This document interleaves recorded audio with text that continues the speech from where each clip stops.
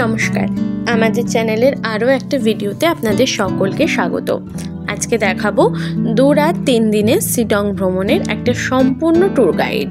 এখানে আপনাদের একজনের কত খরচ হতে পারে, কোথায় থাকবেন, কিভাবে যাবেন এবং কিভাবে পুরো ট্যুরটাকে সাজাবেন, সেই সমস্ত তথ্য এখানে থাকছে। আমরা শিলং যাওয়ার জন্য এখান থেকে শিয়ালদা থেকে ধরেছিলাম দার্জিলিং মেল, যে দার্জিলিং মেল সকাল 8:30টায় আমাদেরকে এনজেপি পৌঁছে দেয়। এরকম রাতের যে কোনো ট্রেন ধরে আপনারা পৌঁছে যেতে পারেন এনজেপিতে, আর সেখান থেকে রওনা হতে পারেন শিলংয়ের উদ্দেশ্যে। সকাল 8:30টার সময় দার্জিলিং মেল আমাদের এনজেপি স্টেশনে নামিয়ে দিল। ওয়েদার এতটা সুন্দর ছিল যে একদম স্টেশনে নেমে সামনেই বরফে মোড়া কাঞ্চনজঙ্ঘার দেখা আমরা পেয়েছিলাম। তারপর পার্কিং লট থেকে একটা গাড়ি ঠিক করে আমরা রওনা দিলাম শিলংয়ের উদ্দেশ্যে। আর আমাদের ডিসিশন হলো আমরা এবছরে শিলং ভ্রমণ করব কার্শিয়াং হয়ে। কার্শিয়াং হয়ে শিলং যাওয়ার ফলে কার্শিয়াংয়ে যে সমস্ত ট্যুরিস্ট স্পটগুলো রয়েছে সেগুলো আমরা একবারে কভার করে নিতে পারবো। আমরা 5 জন ছিলাম, তাই একটা 5 সিটার গাড়ি আমরা ভাড়া করেছিলাম। আর যেহেতু আমরা কার্শিয়াংয়ের কিছু ট্যুরিস্ট স্পট দেখে শিলং পৌঁছাবো, তাই জন্য একটু বার্গেনিং করে আমাদের 3,800 টাকা থেকে 4,000 টাকা মতো লেগেছিল গাড়ির খরচ। কিন্তু ডাইরেক্ট আপনারা যদি শিলং যেতে চান তাহলে সেক্ষেত্রে হয়তো খরচ আর একটু কম হলেও হতে পারে। এরপর চা বাগান পেরিয়ে আস্তে আস্তে পাহাড়ি রাস্তা ধরে আমাদের গাড়ি রওনা দিল কার্শিয়াংয়ের উদ্দেশ্যে।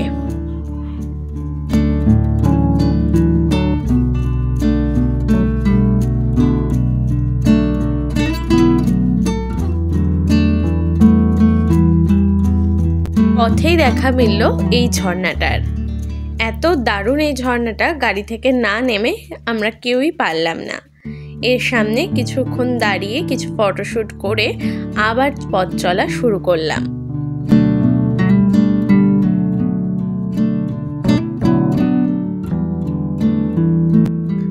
পথে যেতে যেতে এক জায়গায় আমরা আমাদের ব্রেকফাস্ট সেরে নিলাম। তারপর চলে আসলাম দাও হিলে। দাও হিল খুব ভয়ঙ্কর জায়গা, বা এখানে ভুতুড়ে জায়গা এটাকে বলা হয়, তার জন্য এটা বিখ্যাত। সেই দাও হিলের বিখ্যাত forest school, Victoria boys school দেখে নিলাম। আলো আঁধারি মোড়া এই কার্শিয়াংয়ের রূপ কিন্তু সত্যিই অসাধারণ।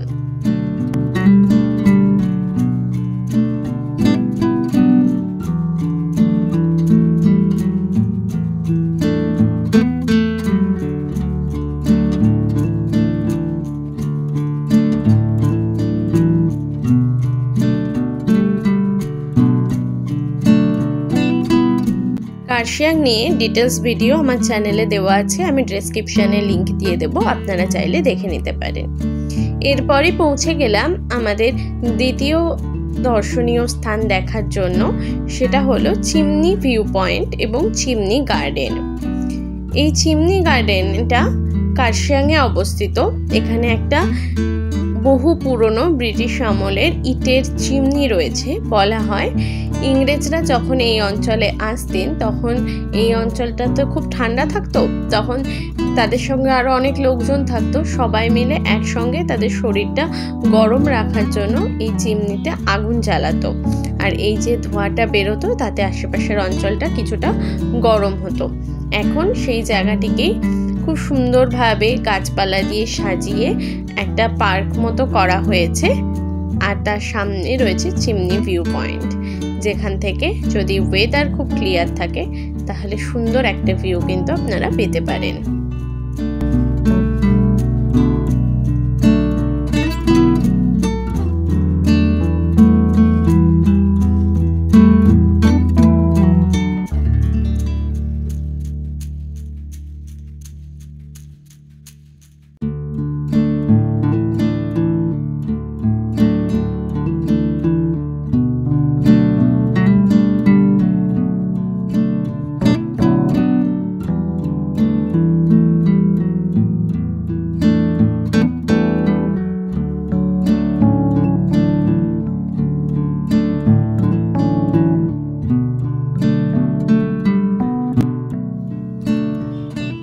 গার্ডেন দেখে আমরা এবার সোজা সিটংয়ের পথ ধরলাম।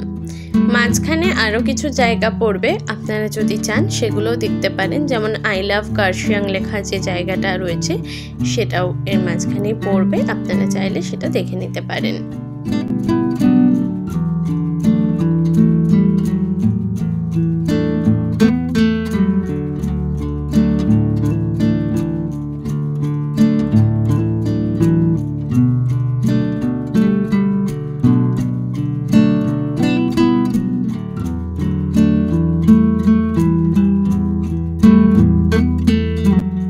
এবার আমরা পৌঁছে গেলাম আমাদের রাতের ঠিকানা সিটং সাইলেন্ট ভ্যালি রিসর্টে।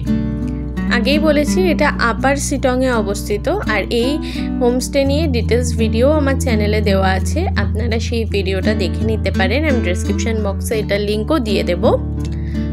আর এখানে আমরা যে রুমে ছিলাম সেইখানকার প্যাকেজ ছিল আমাদের 1200 টাকা করে পার ডে থাকা খাওয়া দিয়ে। আর এই রিসর্টটা খুব সুন্দরভাবে সাজানো রয়েছে, আর ওয়েদার যদি ভালো থাকে তাহলে একদম কিন্তু রুমে বসে এখান থেকে আপনারা কাঞ্চনজঙ্ঘার দেখাও পেয়ে যাবেন। আর আমাদের যে প্যাকেজটা ছিল তার মধ্যে সকালে ব্রেকফাস্ট, লাঞ্চ এবং রাতের ডিনার তো ছিল, তার সাথে চা, কফি, স্ন্যাক্সের ব্যবস্থাও কিন্তু ছিল। দুপুরে লাঞ্চ করে আমরা চলে গেছিলাম তুরুক বা সিটংয়ের যে জায়গাটায় আমরা রয়েছি সেই জায়গাটাকে একটু এক্সপ্লোর করে নিতে। পাশে এরকম ছোট্ট একটা পাহাড়ি জলের ঝর্ণা টাইপের ছিল, সেটাও আমরা একটু দেখে নিলাম। তারপর সেদিন রাতে আর সেরকম কোনো ভিডিও করা হয়নি, তবে আপনারা বললে ওনারা কিন্তু ওখানে রাতে বারবিকিউর ব্যবস্থাও করে দিতে পারেন। আর সকালবেলা ঘুম ভাঙতেই এত সুন্দর একটা দৃশ্য দেখলাম, পুরো মনটাই যেন জুড়িয়ে গেল। একদম রুমে বসে, রুমের জানলা থেকে, ব্যালকনিতেও যেতে হয়নি, জানলা থেকেই পাহাড়ের কোলে সূর্যোদয়। কিছু ছবি আমি এখানে দিয়ে দিলাম, জাস্ট দারুণ লাগছিল দেখতে।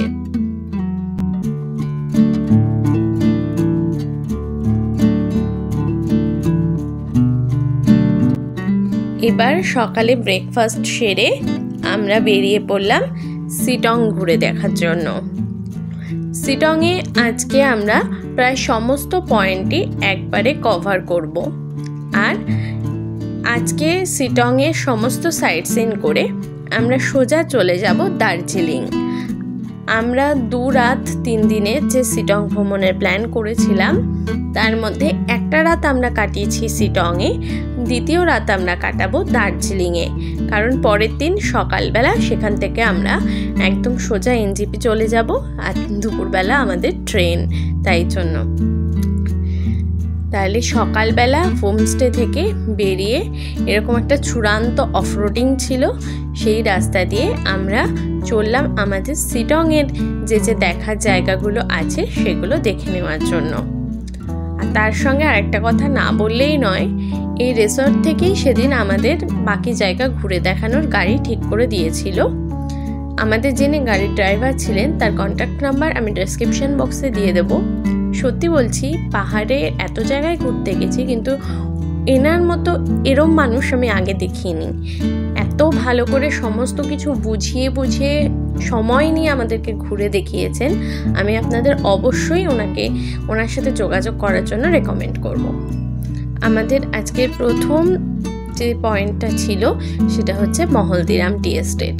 এখানে মেঘ যেন পুরো হাতের নাগালে চলে আসে। প্রচুর বড় একটা চা বাগান, তার পাশ দিয়ে এরকম রাস্তা রয়েছে, সেখান দিয়ে হেঁটে হেঁটে পুরো জায়গাটাকে এক্সপ্লোর করা যায়। আর এর সাথে এখানে রয়েছে হিমালয়ান সালামান্ডার ক্যাম্প। আপনাদের যদি সৌভাগ্য হয় তাহলে এখানে সালামান্ডারের দেখাও আপনারা পেতে পারেন।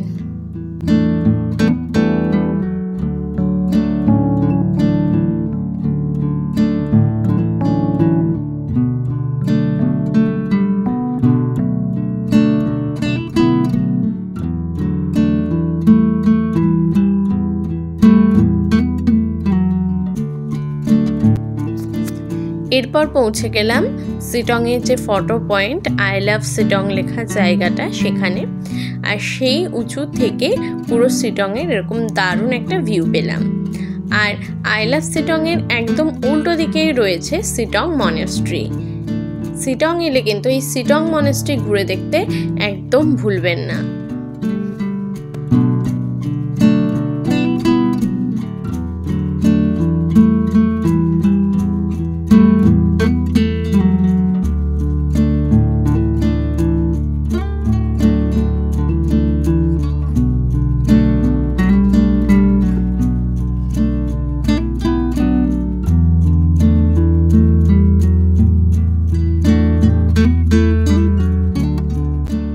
এবার আমরা এসে পৌঁছালাম নামথিং পোখরিতে।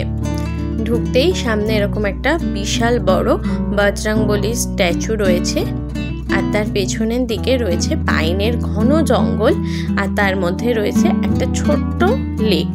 পোখরি শব্দের অর্থ নেপালি ভাষায় পোখরি মানে হচ্ছে লেক বা জলাধার। এই লেকে শুনেছি সবসময় জল থাকে না, আমরা যেহেতু বর্ষার পরপর গেছিলাম সেজন্য এখানে অনেকটা জল ছিল। আর এই জলকে বা এই লেককে কিন্তু এখানকার স্থানীয় মানুষেরা খুব পবিত্র বলে মনে করেন। আর পাশে পাইনের এই ঘন জঙ্গলে ঘুরে বেড়াতে কি দারুণ যে লাগছিল সেটা বলে বোঝানো যাবে না।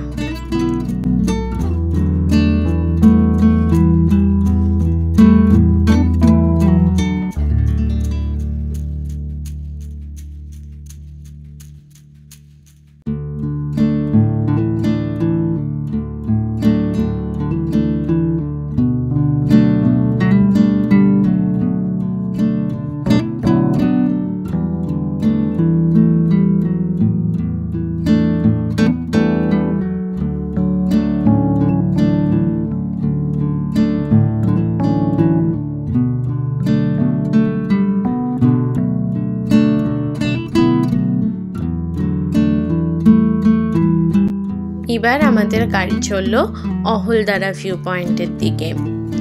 অহলদারা হলো সেই জায়গাটা যেখান থেকে আপনারা পুরো অঞ্চলটার একটা 360 ডিগ্রি ভিউ পাবেন।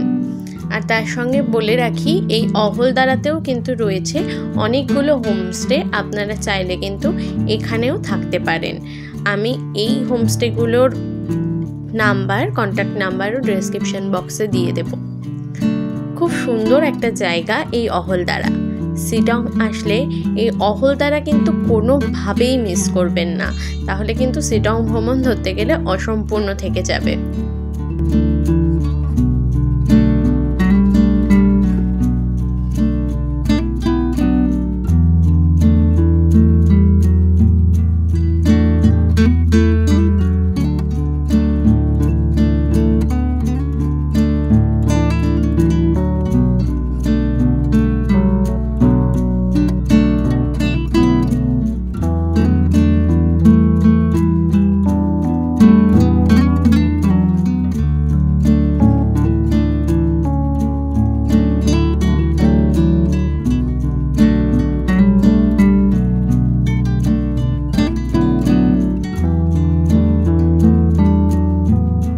এখানে সামনে যে পাথরটা রয়েছে সেটা অনেকটা রবীন্দ্রনাথ ঠাকুরের মুখের আদলে রয়েছে, তাই এটাকে ন্যাচারাল টেগর ফেস বলা হয়।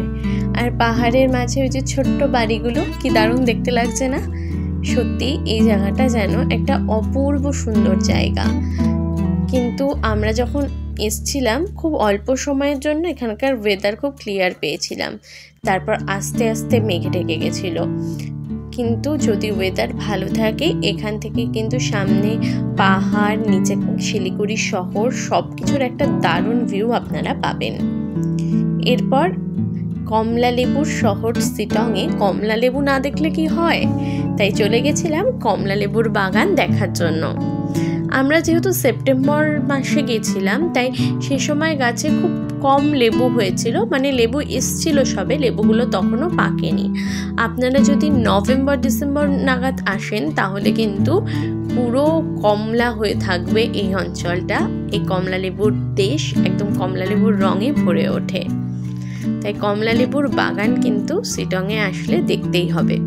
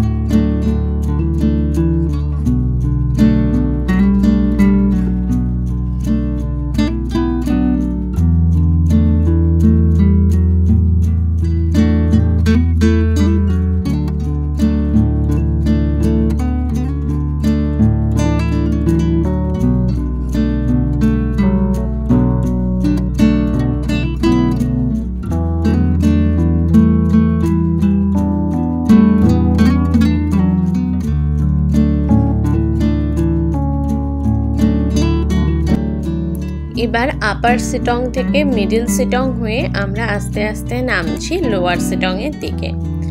রাস্তাটা দেখুন, দুপাশ পুরো সবুজ হয়ে রয়েছে, কি অদ্ভুত মায়াবী দেখতে লাগছে, তাই না? আর এই যাওয়ার রাস্তায় কিন্তু রয়েছে বেশ অনেকগুলো হোমস্টে।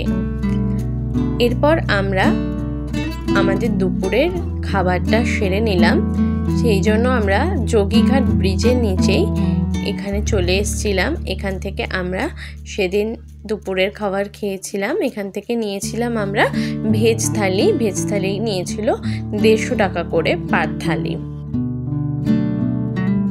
এরপর সামনেই যোগীঘাট ব্রিজ। এই যোগীঘাট ব্রিজ রিয়াং নদীর ওপর তৈরি করা হয়েছে। নিচ দিয়ে বয়ে চলেছে খরস্রোতা রিয়াং নদী। আর পাশে যে ব্রিজটা দেখতে পাচ্ছেন, এটিই ছিল আগে ব্রিজ।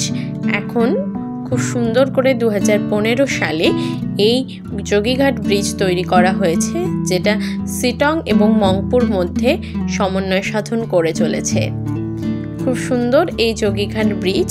এই যোগীঘাট ব্রিজ দেখে তারপর চললাম আমরা আমাদের পরবর্তী জায়গার উদ্দেশ্যে।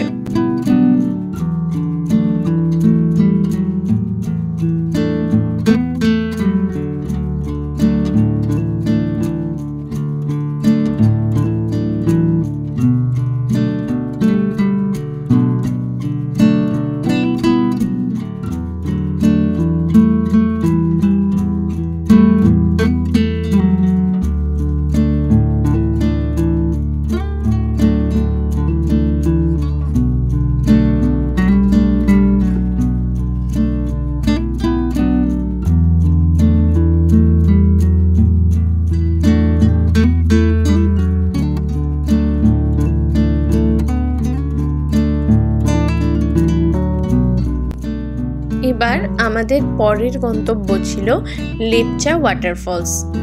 এই লেপচা ওয়াটারফলসে আসার জন্য আপনাদেরকে টিকিট করাতে হবে। 50 টাকা করে এক একজন টিকিট লাগবে। তার সাথে আপনারা পেয়ে যাবেন একটা গাইড। আমাদেরকে গাইড করেছিল ওই ছোট্ট বাচ্চা ছেলেটা, আর তার সাথে ওনারা ট্রেকিং স্টিকও আপনাকে দিয়েছিল। এবার এই ফলসটা না অনেকটা ট্রেক করে আপনাকে যেতে হবে। আমরা এই অবধি আসতে পেরেছিলাম, তারপরে আমাদের গ্রুপে যে দুজন ছেলে ছিল তারাই গেছিল, বাকিটা পথ আমরা যেতে পারিনি। কারণ প্রথমত হচ্ছে আমরা বর্ষার পরপর এসেছিলাম, চারিদিকে জলের এত স্রোত ছিল আর তার সঙ্গে খুব পিছল ছিল। তার সঙ্গে সবথেকে মেন সমস্যা সেটা হচ্ছে অনেক বড় বড় পাথর। অত বড় বড় পাথরে পা দিয়ে আমাদের পক্ষে আর ওঠা সম্ভব হয়নি। কিন্তু গেলে আপনারা যে ভিউটা পাবেন সেটার পরে আমি দেখাচ্ছি, ভিডিওতে দেখে নিন, জাস্ট অসাধারণ লাগবে সেটা। এই লেপচা ওয়াটারফলসকে কিন্তু আপনারা যারা প্রকৃতিকে ভালোবাসেন, যারা এরকম ঝর্ণা দেখতে ভালোবাসেন, তারা একদম মিস করবেন না।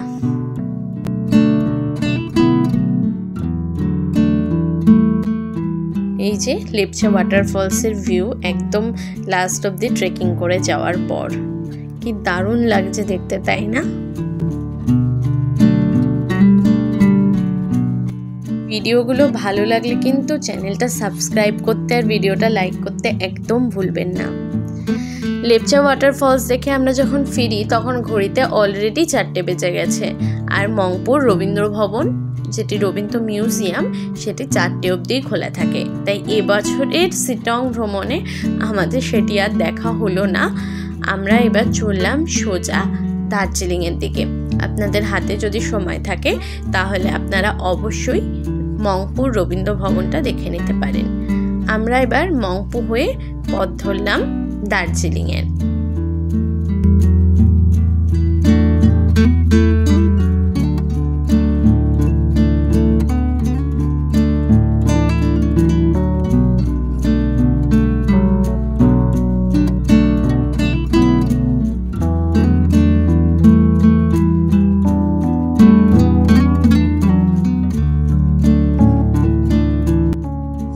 দার্জিলিংয়ে পৌঁছে আমরা একটা লজ ভাড়া করেছিলাম, মানে যেখানে শুধু লজিং ছিল, ফুডিং ছিল না। সেটা আমাদের নিয়েছিল 800 টাকা করে পার রুম। আমরা দুজন ছিলাম একটা রুমে। আপনারা এখানে চাইলে 3 জনও একটা রুমে থাকতে পারবেন।